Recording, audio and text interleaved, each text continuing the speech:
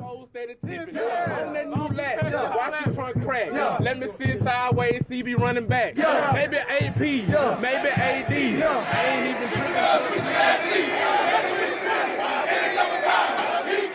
Crowding around the 2020 Cotton Bowl trophy, Oklahoma's victory cries echoed throughout AT&T Stadium shortly after its 55-20 win over Florida. The Sooners' New Year's Eve triumph only raised expectations for where their 2021 journey could go. Number 2 is not Clemson. No, they were number 2 in the coaches poll. It's the Oklahoma Sooners. But nobody knew what surprises were in store for this Oklahoma team.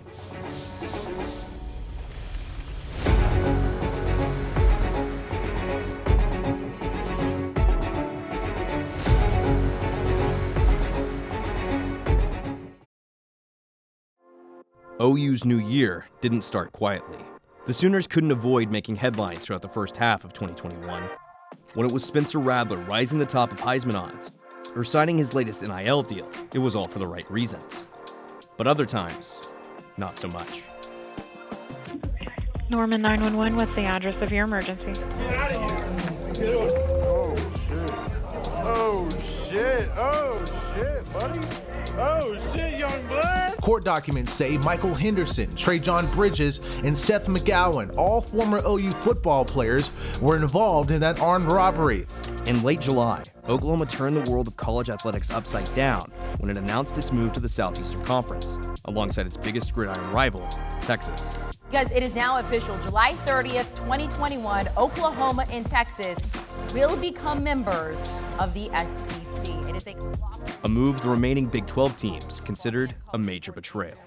Of course they want to position themselves to be one of the programs competing for spots in the future 12-team playoff.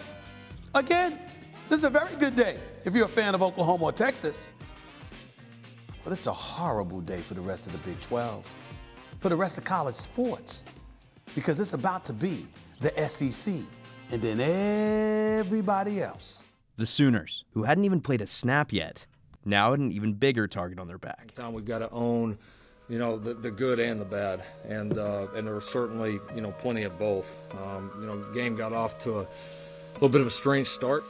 Oklahoma's quest for its 8th national title didn't start on the right foot, or even at the right venue. Hurricane Ida moved the Sooners' season opener against Tulane from New Orleans to Norman.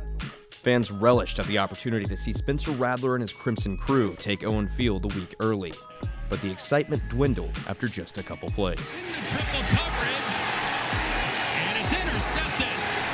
30 seconds into the Sooners' new season, the facade of the promised Heisman winner began to crack. Second thrown by Rattler. Dangerous pass, and it's intercepted. The home opener closed with a lost onside kick. Jump in there, led by Larry Brooks, and Tulane's got the ball. But a win for Oklahoma. Many assumed, or at least hoped, the Sooners' uncharacteristic start was just a bump in the road. But this theory began to crumble just 2 weeks later. Coming off a shutout win over Western Carolina, OU welcomed back an old-forgotten rival to Norman, though Nebraska added another one-score win to the Sooners' schedule. The Oklahoma offense continued to struggle in projected blowout games, so fans made their disappointment known on a nationally televised scale in Week 4. The chant is, we want Caleb, as in Caleb Williams, the backup quarterback. I mean, they've Big had time. two quarterbacks that won the Heisman. That's Texas fans. That's Texas fans. By Week 5, opponents were changing too. It was rivalry week, and an unforgettable, potentially season-altering game loomed in Dallas. The start of the game was eerily similar to Week 1, as Texas went all the way to the house on its opening play. Then again, and again, and again. Before the end of the first quarter, OU was behind by 21 points. As the second quarter began, a Sooner superhero emerged. Following a number of costly Rattler mistakes, Lincoln Riley decided he wanted Caleb too. On his first snap, Williams took it to the house, reviving the Crimson and Cream audience.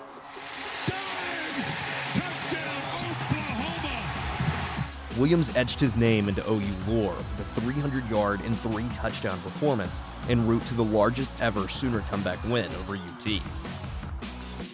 The Sooners appear to be back in the college football playoff runnings with Williams at the wheel. but Riley wasn't ready to say who was taking the keys. Riley's hesitancy to name Williams as the Sooners' new leading man left the college football world restless. Would OU's quarterback whisperer really shelf his Superman? Some student reporters from the OU Daily who watched practice from a public building and reported what they saw. Caleb Williams working with the first team, Spencer Rattler working with the second team. Who says journalism is dead? With the Williams era now underway, OU proceeded to trounce the Horned Frogs, save itself in an atypical outing against Kansas, and break records in a rebound against the Red Raiders. Despite holding a 9-0 record on the season, OU was still doubted by many. Due to its lackluster start to the year, Oklahoma came in at number 8 in the initial college football playoff ranking. All the while, the Sooners' biggest games were still in front of them. Yeah, to me, it's just meaningless stuff to kill the time until we get to the end. I mean, I think great examples go back look where we were ranked in the first CFP poll all the years that we've been to the CFP. You know, I mean, it just, the biggest games, the best games, the most important games all across the country have still yet to be played. Oklahoma was still missing a win over a ranked opponent on its resume, but a win over Baylor would put the Sooners back in the CFP conversation. However, the green and gold proved to be Williams' kryptonite as the Sooners suffered their first loss of the year and OU's worst game offensively since 2014. Exclamation point. Baylor puts another 3 on the board. They win the game 27-14. Let's get the party started in Waco. Speculation grew about Riley's future with the program. He was absent from his weekly media press conference, causing social media rumors to swirl regarding the 38-year-old's potential interest in becoming the head coach at LSU. Oklahoma, with a little help from some defensive Sooner magic, escaped an upset bid from the Cyclones and set up an all-or-nothing contest against Oklahoma State. Just as the name suggests, Bedlam reigned the weekend against OSU, and even after the game ended.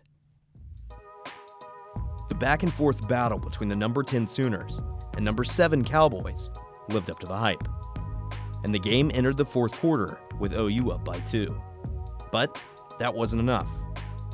OU's offense fell flat, and the Cowboys put the Sooners' conference title and CFP hopes to bed. As Riley weaved through the Oklahoma State crowd and sat down for his post-game press conference, his emotions ran high. When asked about his future at OU again, he reassured Sooner fans he wasn't going to Baton Rouge.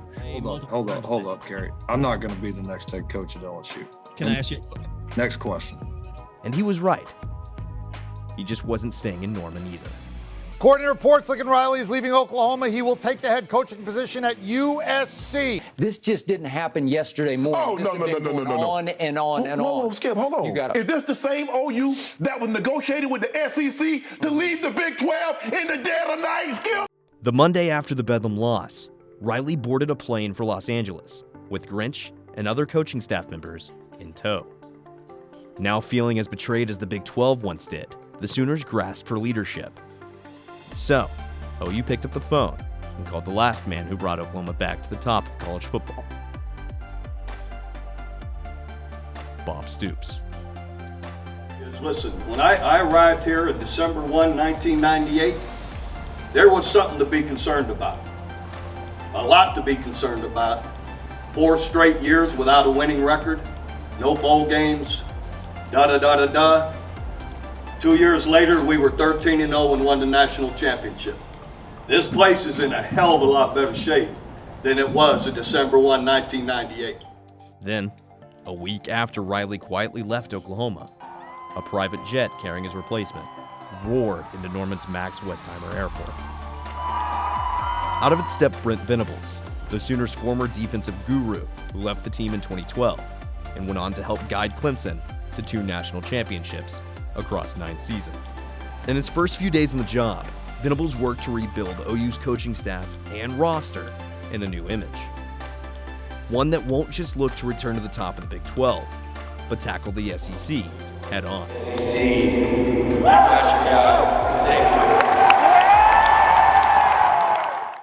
But first, the Sooners still needed to finish their season.